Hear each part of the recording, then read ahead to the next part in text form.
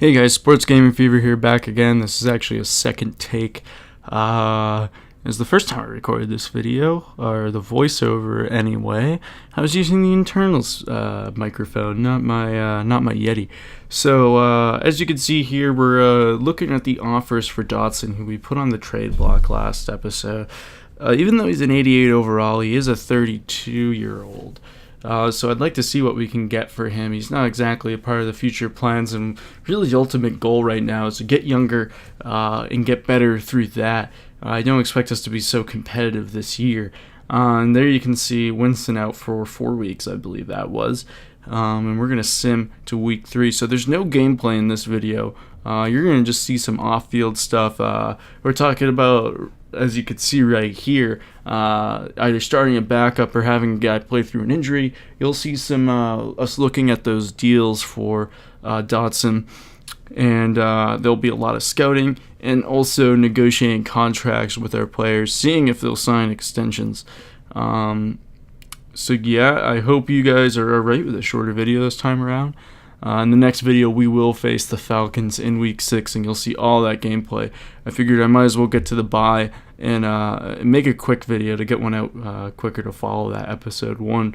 But yeah, as you see here, we're doing some scouting. Don't really have a plan for what position we will be scouting at the moment, just trying to see the best players available. Here you see we're going to have to re-sign Marpet, and we're going to snag him for $35 million total deal. I believe that was over the course of 5 years, but I did not see. Brent Grimes, we're going to see if he'll take a team-friendly deal, but he will not. So I'm going to hold off a couple weeks in re-signing him, and then probably just land him for that 1-year deal. It's okay if it's a little bit expensive, or a little bit more expensive than I would like. That'll be fine.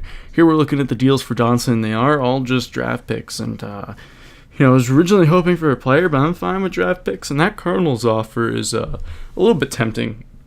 I think if it wasn't 2 7th-rounders, if they threw in a 5th or a 4th in there instead of one of the 7th-rounders, it would be acceptable.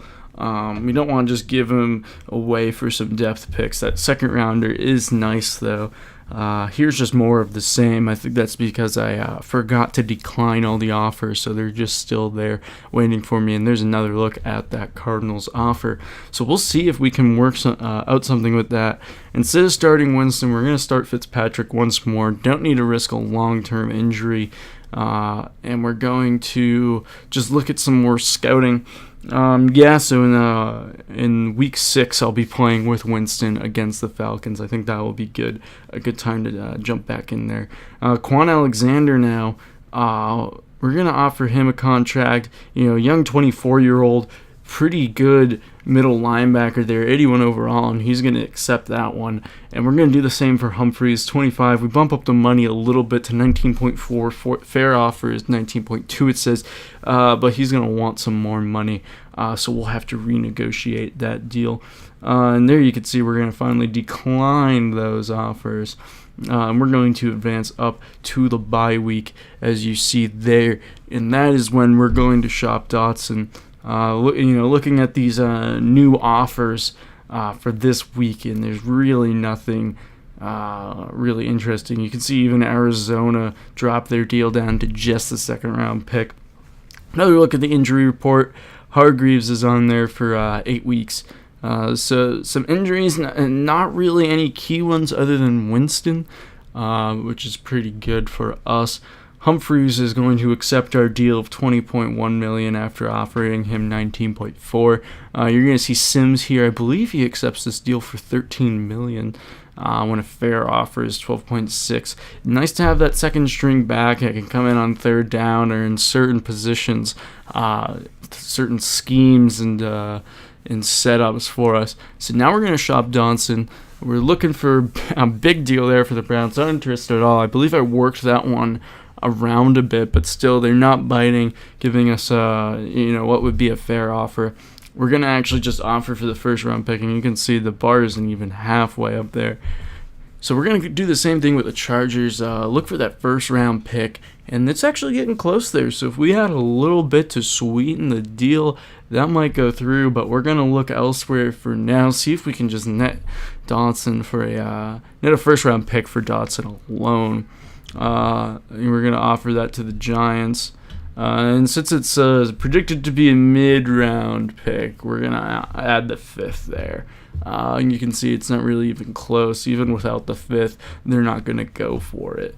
And so we're going to go back to the Chargers, as we've already made some ground there, covered some ground with the Chargers, and they're pretty interested in Dotson, it seems.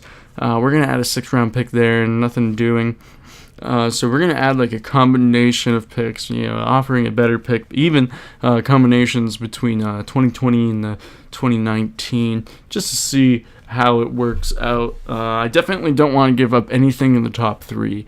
That is for sure. I want my 1st, 2nd, and 3rd round picks. In addition to this 1st round pick, if we're able to get it. We're going to go back to the Texans here. We're still trying to just not overextend, just check out all our options, but we always just seem to come back to the Chargers, who seem to be the most interested in Dotson, at least for that 1st round pick. So we're going to try to work a deal out here. We're going to add the 2020 4th rounder, and I believe we add a 7th pick from this year.